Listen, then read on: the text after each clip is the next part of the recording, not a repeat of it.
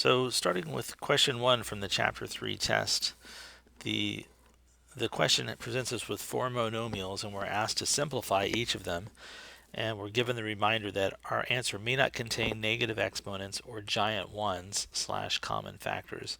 Another thing that I saw rarely is it's not considered a simplified expression to have a combination of decimals and fractions or fractions within fractions, but that didn't come up a whole lot this time. So let's start with A. The first thing that I'm drawn to is the fact that there is a common factor inside of the 4 and 12.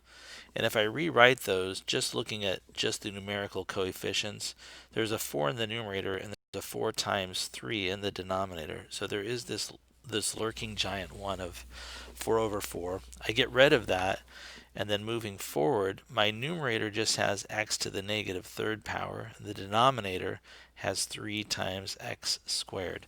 So it's important to note that that value of 3 that we were left with was left in the denominator, so it's in the denominator moving forward as well. The next thing that I'm doing is getting rid of this negative exponent, and I'm doing so by multiplying by the number 1, and I'm doing that in the form of x to the third over x to the third. What that does for me is makes it so that my numerator is x to the 0 power, which is just the number 1. So the numerator now just has the number 1. The denominator now, you can see I have two collection of factors of x. The first one has 2 factors of x, that's an x times an x. The next one has 3 factors of x, x, x, x. Together that's 5 factors of x. So my final answer is going to be 3x to the 5th power. So the answer for A is 1 over 3x to the 5th.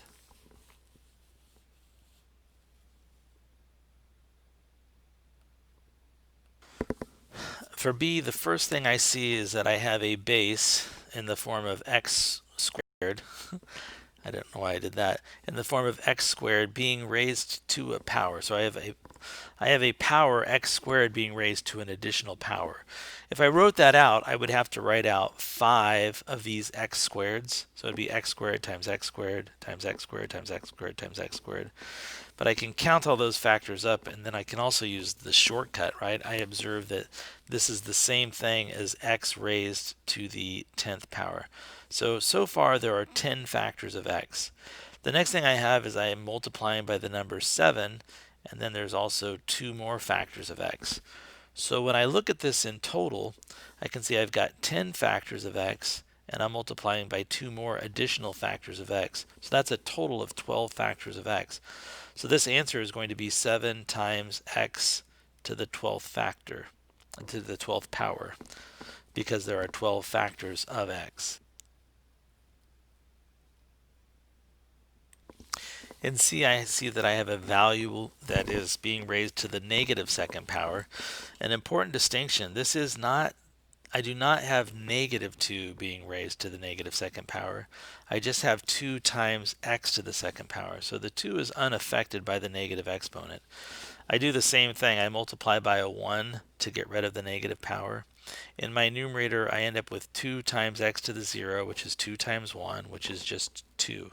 Again, we're working to quickly see that, yeah, this is the product of these two things is just the number 1. And that's why I selected to multiply by x squared over x squared, because I knew it would make a 1 in that numerator. And then in my denominator now I just have the 2 factors of x. So my answer here is 2 divided by x squared. And then finally for D, if I look at my numerator, sometimes negative exponents just take care of themselves. So when I look at that, this is 5 factors of a times 8 more factors of a. So that's 13 factors of a. Literally a multiplied by a multiplied by a. 13 of those factors of a.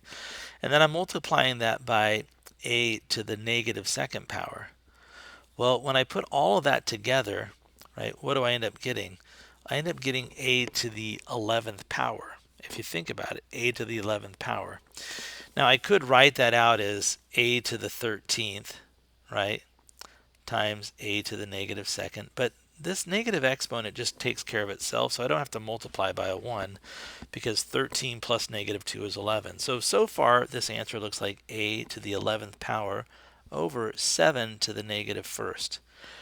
7 to the negative first is a negative exponent. I'm going to deal with that by multiplying the numerator and denominator by 7 to the positive first power. When I do that, a wonderful thing happens.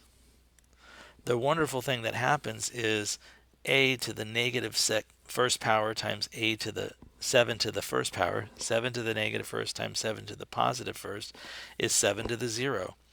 That denominator becomes the number 1. 7 to the 0 power, anything to the 0 power equals 1. So this is 1. And in my numerator, I have 7 times a to the 11th. So 7 a to the 11th would be the answer that I would expect to see. But you could also write that over 1.